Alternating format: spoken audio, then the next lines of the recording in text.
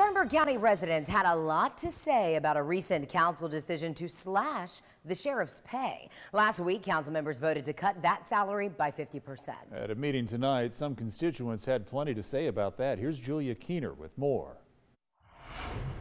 Council says their approach to setting the salary at $100,000 was to make sure the new sheriff is in office for the right reasons. But many residents disagree with that logic. Who all here is not real happy with the way things are going? Please raise your hand. One by one, Spartanburg County residents raised concerns on the salary cut for the position of sheriff. You're telling the taxpayers of Spartanburg County, the voters of Spartanburg County, that we don't care about the quality of our sheriff's department. It is disgusting to see the lack of insight, the lack of responsibility, and the lack of foresight in thinking that you could drop the pay by 50% and expect a good sheriff to be here. While many residents agree changes need to be made in the sheriff's office, they say dropping the pay by 50% isn't the way to do it. You cannot get top of the line people to run if you're not willing to pay a fair price. They argued slashing the pay may decrease the quality of candidates.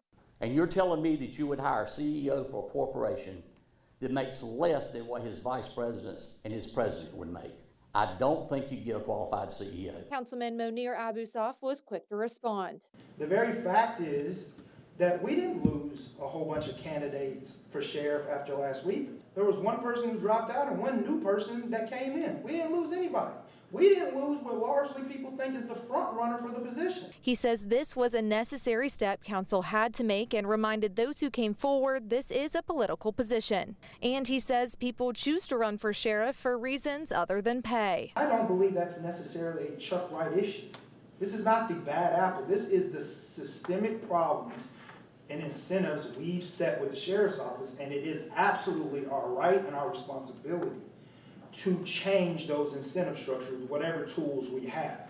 Council tells us the new sheriff's salary can never decrease and will be reevaluated after the new sheriff's first year in office. In Spartanburg, Julia Keener, 7 News.